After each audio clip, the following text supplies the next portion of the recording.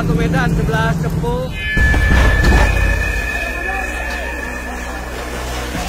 Panam, dipertahankan Panam. Yang paling menyentuh itu ketika kita sampai di TKP kebakaran pertama, melihat si pemilik rumah atau ibu-ibu atau nenek itu menangis di hadapan kita, berpangku kepada kita, "Pak, tolong padamin rumah saya." Pantang pulang sebelum api padam, sekalipun nyawa taruhannya. Terkadang kita mengevakuasi seseorang, orangnya sudah tewas, ternyata kita ngikut tewas juga.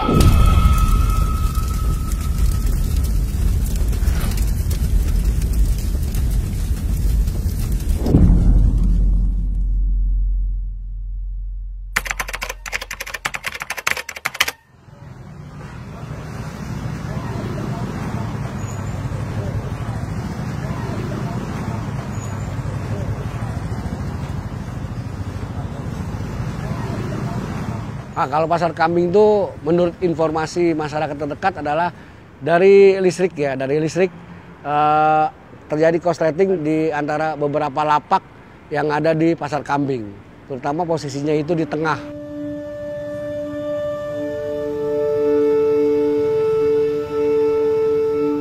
Karena itu api langsung besar ya.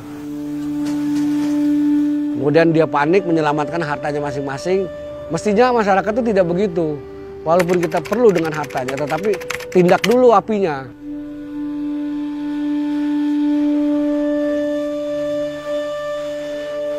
Kenapa bisa langsung besar? Kita lihat dulu material yang terbakar. Material yang terbakar kombusibel, bahan yang mudah terbakar, kayu mayoritas. Sehingga begitu asapnya hitam melekat, masyarakat semua di situ panik.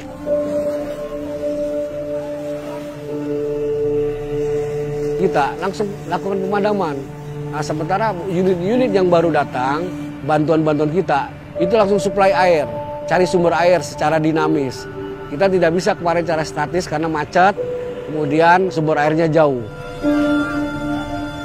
Karena kita juga kan dituntut dengan kecepatan, sedangkan jalan kita karena jam pulang kantor atau berangkat ke kantor itu sangat-sangat padat jam-jam seperti itu gitu.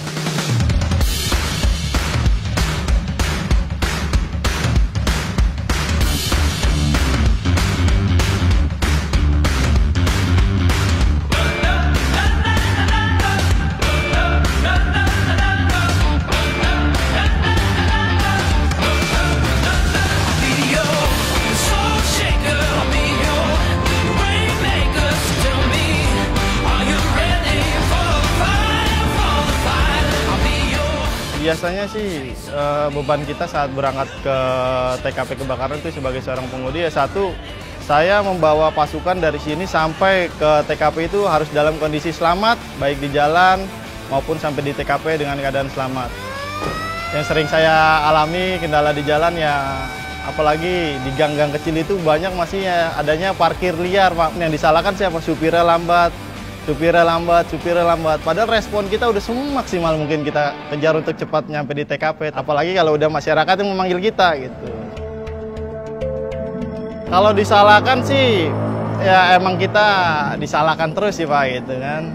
Disalahkan terus, kita sebagai pengemudi itu disalahkan terus, lambat lah inilah. Pada saat pemadam datang karena mereka panik, suasana rancuh, sehingga kita kadang-kadang bukan dibantu, malah kita dikacaukan dengan kepanikan masyarakat. Sehingga yang kita sudah punya ses up, kita sudah punya konsen untuk melakukan eksekusi di TKP, sehingga kita jadi blank karena akibat emosional masyarakat. Mana untuk yang sisi barat Pak, sisi barat masih ada 2 nozzle keluar, namun yang sisi selatan ini memang mati total Panam. Karena kan di dalam mengatasi kebakaran di suatu perkampungan atau di TKP ya, itu yang pertama, yang paling penting itu yang kita kedepankan 3 pilar. Pilar yang pertama masyarakat yang kena musibah tersebut. Pilar yang kedua instansi terkait. Instansi terkait apa? Keamanan, banyak, polisi, TNI dan sebagainya. Terkadang gagak, terkadang pemadam langsung benturan dengan masyarakat. Karena kemungkinan instansi terkaitnya tidak ada, belum datang, belum datang.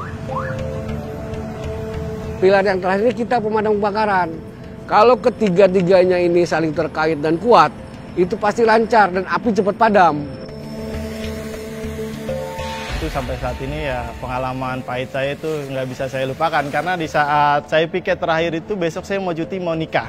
Saya nyampe di TKP awal pertama, kebetulan saya seorang pengemudi, saya disamperin dengan ya entah kalau kita bilang ya preman situ mungkin ya, membawa satu buah linggis. Saya mau digetok di sana, saya digetok, di situ nggak ada yang menolongin saya, masyarakat tidak ada yang menolongin saya. Akhirnya saya sampai sujud di situ karena saya ingat saya mau menikah gitu.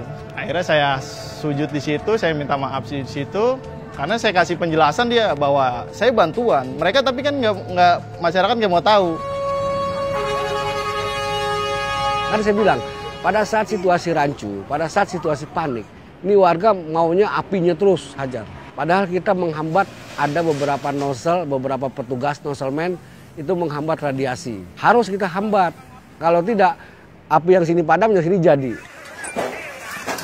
Misalkan kebakaran di TKP A, di TKP B harus kita cooling down, kita dinginkan. Kita covernya seperti itu, agar supaya tidak terjadi radiasi. Jadi panas yang dibawa oksigen. Kalau terjadi radiasi, maka api itu bisa nyebrang. Makanya orang bilang, aneh ya kok kebakaran di sini kok api bisa ke sana.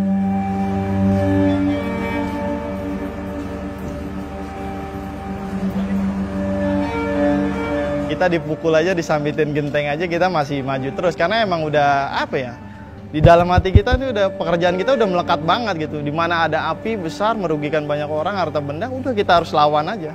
Bagaimana caranya kita fokus ini api tidak merambat. Mau masyarakat pun menghina kita dengan kata-kata kasar, mau dari timpukan atau kesalahannya mereka, kita antapkan saja. Kalau bisa sih saran aja buat masyarakat, ketika kita datang di TKP pertama, TKP awal, udah diam aja, tonton apa yang diperintahkan pemadam baru dikerjakan. Jangan tidak diperintahkan, ikut membantu, itu sangat mempersulit kita buat kerja. Yang pertama, tim penyelamat fokus ya. Pertama, di situ ada orang, ada nyawa yang harus kita bantu. Apabila ada informasi dari masyarakat, Pak, di dalam ada orang, kita tetap fokus, kita selamatkan supaya orang itu selamat. Bagaimana caranya? Itu sistem yang kita mainkan, yaitu anak-anak tim rescue yang meluncur, menerobos, dengan kita backup menggunakan air. Pasti kita harus butuh air.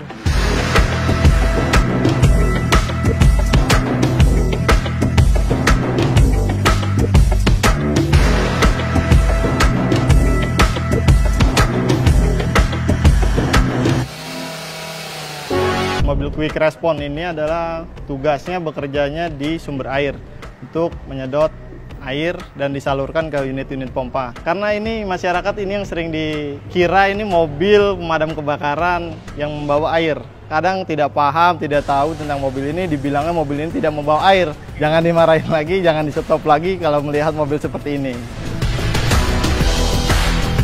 Kalau untuk mobil ini yang disebut dengan mobil high pressure. Mobil high pressure ini membawa 10.000 liter air. Bertahan dikira-kira dengan tekanan itu kurang lebih ya 10 menitan lah kita cukup lah bermain. Makanya butuh sumber air lagi ya? Sumber air lagi, karena kita ditunjang dengan mobil yang tadi, Quick Response itu tunjangan kita. Dari kali, sedot, ya salurkan ke mobil kita. Masuk sini, lakukan pemadaman. Makanya kita perlu sumber air, perlu suplai air dari unit-unit yang lain. Nah, itulah perlunya ada sungai, perlunya ada hidran kota, perlunya ada kolam renang dan sebagainya. Hidran kota cukup membantu, cuman ada beberapa hidran yang masih kurang bagus, kemungkinan airnya kurang. Tapi yang paling jelas, selalu kita harus ambil sumber air, yaitu kali. Kali lah yang paling nomor satu yang kita tuju.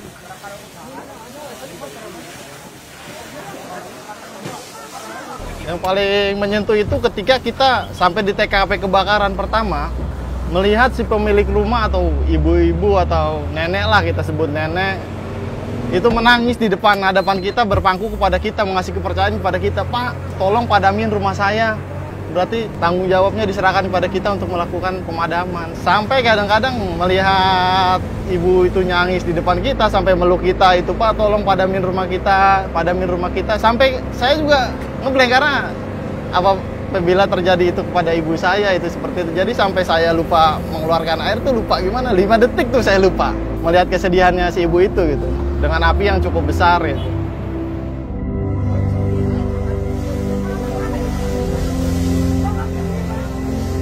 Makanya kita niat di pemadam kebakaran tuh mau ngapain? Kan di situ judulnya penyelamatan, di situ ada penanggulangan dan sebagainya. Itu bagus sekali. Kan kita ada slogan kalimat pantang pulang sebelum api padam, sekalipun nyawa taruhannya. Nah kalimat nyawa ini yang harus digarisbawahi. Kalau kita niat ikhlas, insya Allah mati syahid. Kalau mati ya.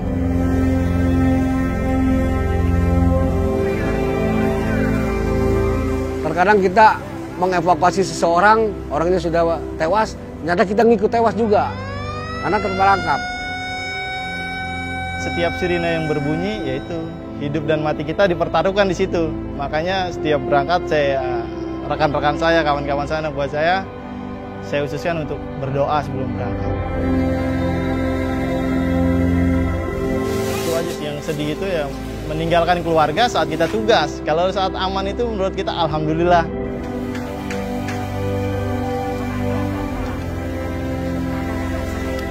Melihat perkembangan selanjutnya, maka pemadam kebakaran itu sampai sekecil detail apapun, masyarakat itu melapor, kita langsung respon. Contohnya cincin di jari seseorang itu yang susah dicabut, itu pemadam sudah punya alatnya untuk mengambil hal tersebut tanpa mencederai orang tersebut. Itu bisa.